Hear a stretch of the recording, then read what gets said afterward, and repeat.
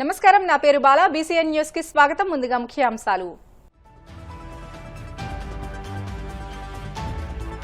తమది people friendly ప్రభుత్వం అన్న ఉప ముఖ్యమంత్రి పవన్ కళ్యాణ్. ప్రజా సమస్యల పరిష్కారానికి నిబద్ధతతో పనిచేస్తామని స్పష్టీకరణ.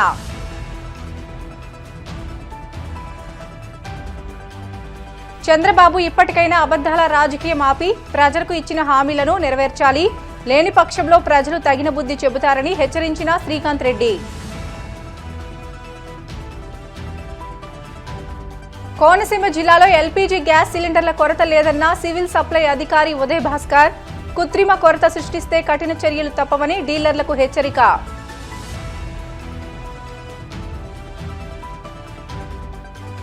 వాడపల్లి వెంకన్న ఆలయంలో ప్రత్యేక పూజలు, మంగళ వాయిద్యాల నడుమ శ్రీ స్వామి అమ్మవార్లకు మేల్కొల్పు సేవ, ఐశ్వర్యలక్ష్మి హోమం. తమది పీపుల్ ఫ్రెండ్లీ ప్రభుత్వం అని ప్రజా సమస్యల పరిష్కారానికి నిబద్ధతతో పనిచేస్తామని ఉప ముఖ్యమంత్రి పవన్ కళ్యాణ్ స్పష్టం చేశారు.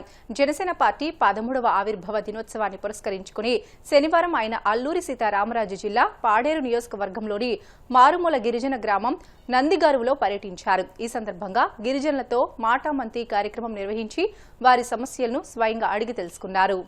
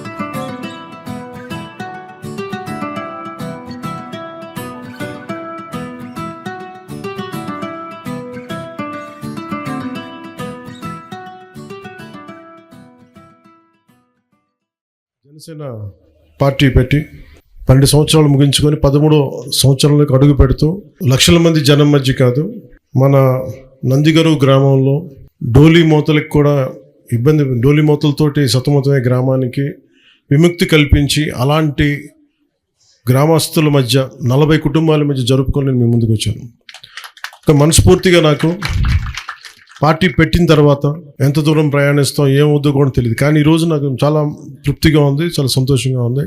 మీలాంటి యువత, ప్రజానీకం, ప్రజలు, అన్నదమ్ములు, ఆడపడుచులు మీరు మద్దతుగా ఉంటే 70 సంవత్సరాలుగా రోడ్డు లేని ఈ రోడ్డుకి ఒకసారి ఫోటోలో చూస్తే ఇది ఏ రోడ్డా అని చెప్పి దాని మీద కామెంట్స్ కూడా ఉన్నాయి. నేను కూడా అడిగాను, మన ఉన్నతాధికారులు కూడా అడిగాను, మన ప్రిన్సిపల్ సెక్రటరీ గారిని కూడా, సార్ ఇది నిజంగా రోడ్డు వేసారా లేదంటే ఏఏలో క్రియేట్ చేశారా అని.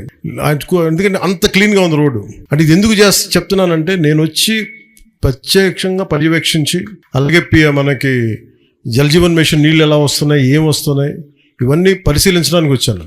ఇది మీకు భరోసా ఏం కల్పిస్తుంటే ఇక్కడ సమస్యలన్నీ ఒక రాత్రికి రాత్రి తీరవు. ఇవన్నీ కష్టపడి నిలబడి తీర్చే సమస్యలు ఇవన్నీ.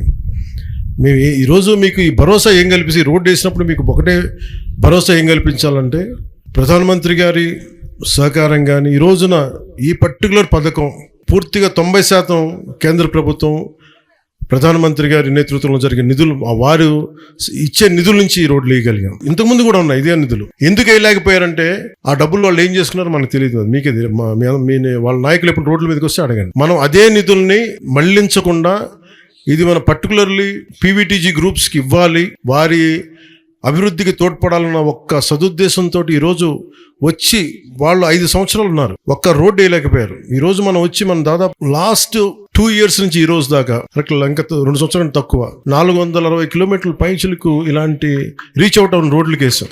అంటే దీన్ని బట్టి నేను ఇది మీకు ఏం చెప్తానంటే, ఇంకా వేయాల్సిన రోడ్లు చాలా ఉన్నాయి, నీళ్లు ఇవ్వాల్సిన నీటి కనెక్షన్లు చాలా ఉన్నాయి, పిల్లలు స్కూల్స్ని కొత్తగా పెట్టాల్సిన అవసరాలు ఉన్నాయి, ఒకటిగా సమస్యలు అనేకం వస్తూ ఉన్నాయి. ఈరోజు ఒక రోడ్డు వేయడానికి వస్తే మనకి ఇక్కడ పండే పంటకి మేము వెళ్ళటానికి పక్క ఊర్లకు పోవడానికి కొంచెం కనెక్టింగ్ రోడ్లని ఇవన్నీ చేయడానికి మేము సంసిద్ధంగా ఉన్నామని చెప్పడానికి, పారిపోవడానికి ఉండి నిలబడి సమస్యను తీర్చడానికి ఉన్నామని చెప్పడానికి మన నందిగారు గ్రామం నుంచి నేను ఈ రోజున జనసేన ఆవిర్భావ దినోత్సవం సందర్భంగా ఎన్డీఏ కూటమి ప్రభుత్వం తరఫున గౌరవ ముఖ్యమంత్రి నారా చంద్రబాబు నాయుడు గారి తరఫున మీ అందరికీ నేను ఈ మాట తెలియజేస్తాను.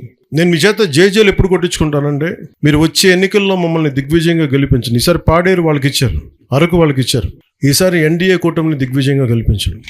మీరు అంటే ఇది ఎందుకు చెప్తున్నానంటే, మీరు 15th ఫైనాన్స్ కమిషన్ డబ్బులు కానీ సర్పంచులు కానీ నేను పార్టీ చూడలేదు, వీళ్ళు మనకు ఓట్లు వేసారా లేదా చూడలేదు. మీరు మా అన్నదమ్ముల మా ఆడపడుచులు అదే చూశాను, అంతకుమించి నేనేం చూడలేదు. మీరు బాగుండాలి, మీకు కన్నీళ్ళు రాకూడదు, మీ దగ్గరికి మీరు కన్నీళ్ళు పెట్టకూడదు. మేము ఉండి పని చేయడానికి ఉన్నాం ఇక్కడ. మీ కష్టాలను అర్థం చేసుకునే వ్యక్తిని తప్ప మేము కూర్చోబెట్టి అటువైపు ముఖం తిప్పుకునే వ్యక్తిని కాదు. మీ కష్టాలను అర్థం చేసుకున్నాను కాబట్టే ఎయ్యని రోడ్లు కూడా మీకు వేయగలిగాం. ఇంత పగడ్బందీగా డబ్బులు లేవన్నా కానీ ఎందుకు పంతం పట్టి చేయించాం. సుదీర్ఘ అనుభవం ఉందని చెప్పుకుంటున్న సీఎం చంద్రబాబు తన అనుభవాన్ని రాష్ట్ర శ్రేయస్సు కోసం కాకుండా కేవలం ప్రత్యర్థులపై బురద చల్లడానికే ఉపయోగిస్తున్నారని YCP general secretary Gadikota Srikanth Reddy విమర్శించారు. కడపలోని పార్టీ కార్యాలయంలో ఏర్పాటు చేసిన మీడియా సమావేశంలో ఆయన మాట్లాడుతూ, తిరుమల లడ్డూ ప్రసాదంలో జంతువుల కొవ్వు కలిసిందని అడ్డగోలుగా ఆరోపణలు చేసి కోట్లాది మంది భక్తుల మనోభావాలను చంద్రబాబు దెబ్బతీశారని మండిపడ్డారు. రాయలసీమ ప్రాంతానికి వచ్చినప్పుడల్లా వైఎస్ వివేకానందరెడ్డి హత్య గురించి మాట్లాడే చంద్రబాబు 2 ఏళ్లుగా అధికారంలో ఉండి ఎందుకు నిజాన్ని నిరూపించలేకపోతున్నారని నిలదీశారు. రాష్ట్ర శ్రేయస్సు కోసం కానీ భవిష్యత్ తరాల యొక్క మంచికి కూడా ఏ రోజు ఆలోచన చేయడు. ఊరూరున తిరుగుతూ ఉంటాడు, ఊరూరుకి వెళ్ళి దుష్ప్రచారాలు చేయడమే తన అజెండాగా పెట్టుకుంటాడు.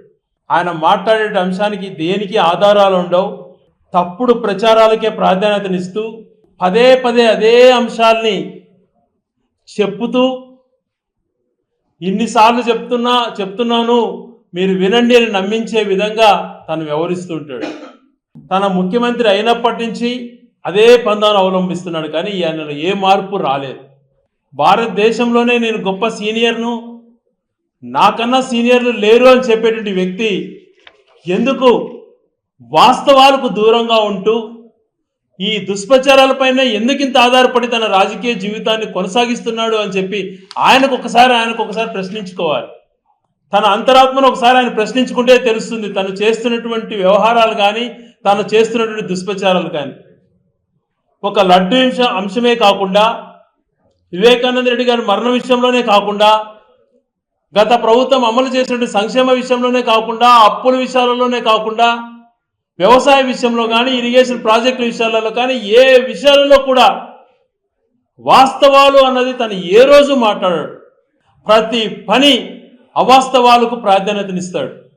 ఆ అవాస్తవాలకు ప్రాధాన్యతనిస్తూ ఇతరులపైన ఏ రకంగా క్యారెక్టర్ అసాసినేట్ చేయాలనే దానికే తన తొలి ప్రాధాన్యత, దాన్నే ఓటు రూపంలో మలుచుకోవాలని చూస్తూ ఉంటాడు. నిజంగా ఇది చాలా దురదృష్టకరం ఇటువంటి నాయకుడు ఉండడం. ఈ రాష్ట్రానికి నిజంగా చాలా దురదృష్టకరమైనటువంటి సంఘటన. ఇన్నిసార్లు అవకాశాన్ని పొంది ప్రజలకు మేలు చేయాలి, పలానా అంశంలో నా పేరు గుర్తుపెట్టుకోవాలి, ఈ అంశం నా ఆలోచన ప్రకారం జరిగింది అనేటువంటిది ఏ ఒక్కటి చెప్పుకోలేనటువంటి పరిస్థితిలో ఉన్నాడు అని అంటే అతని రాజకీయ చరిత్ర ఏ పార్టీదో ఒక్కసారి ప్రజలందరినీ కూడా ఆలోచన చేయమంటున్నాం. ఒక బాధ్యతమైనటువంటి స్థానంలో ఉంటూ ఆధారాలన్నీ తీసుకోకుండా, వాస్తవాలన్నీ తెలుసుకోకుండా గత సంవత్సరం తిరుపతి లడ్డు విషయంలో మాట్లాడాడు. ముఖ్యమంత్రి స్థాయిలో ఉంటూ అందులో జంతు కొవ్వు కలిసింది, పంది కొవ్వు కలిసింది, అనిమల్ ఫ్యాట్ ఉంది అని చెప్పి పదే మాట్లాడాడు. ఈయన మాట్లాడే తరుణంలో గత వైసీపీ ప్రభుత్వాన్ని ఏ రకంగా తగ్గించాలి, మత విశ్వాసాల మధ్యన ఏ రకంగా గొడవలు సృష్టించాలి, ఏ రకంగా మిగిలినటువంటి కమ్యూనిటీస్ని వైఎస్ఆర్సీపీకి దూరం చేయాలి అనేటువంటి ఒక సుదీర్ఘమైనటువంటి ఒక ప్లాన్ ప్రకారం మొదలుపెట్టి పదే పదే మాట్లాడాడు.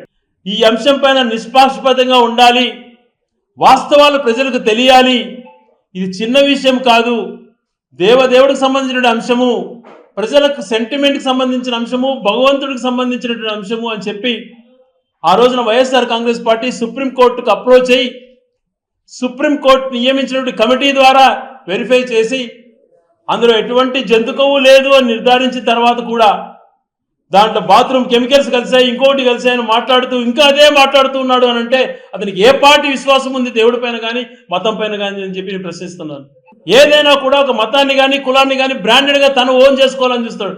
ఎందుకన్నట్టు నీ ఆలోచన ఒక రాజకీయ నాయకుడికి కులాలకు అతీతంగా ఉండాలి, మతాలకు అతీతంగా ఉండాలి అనేటువంటి ఆలోచన కూడా నీకు లేకుండా పోయింది.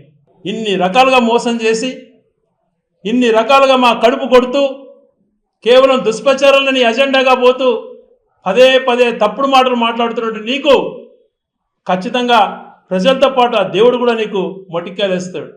ఇన్ని రకాలుగా మోసం చేస్తూ ఇన్ని రకాలుగా ప్రజలతో జీవితాలతో ఆడుకుంటూ ఇంకా ఏం చేయాలని నువ్వు భావిస్తున్నావో ఒక్కసారి ఆలోచన చేసుకోమని, భవిష్యత్తులో నీ వ్యవహార శైలి కొంచెమన్నా మారాలి అని చెప్పి కోరుకుంటూ ఇప్పటికైనా దేవుడి పైన మిగతా వంటి అంశాలపైన మాట్లాడకుండా నువ్వు చేస్తున్నటువంటి దుష్ప్రచారాలను మానుకొని వాస్తవాలు చెప్పే ప్రయత్నానికి రావాలని చెప్పి గట్టిగా డిమాండ్ చేస్తాం. ఈరోజు చంద్రబాబు నాయుడు గారికి అన్ని అధికారాలు ఉన్నాయి. వాస్తవాలు తీసుకొని ఏదైతే జరిగిందో ప్రాపర్గా ఇంతవరకు ఏదైతే ప్రొడ్యూస్ అయిందో ఛార్జ్ షీట్ కూడా ఫైల్ అయింది, అవన్నీ కూడా దాన్నే చేసేసుకొని తప్పు చేసిన వాళ్ళకి శిక్షించమను.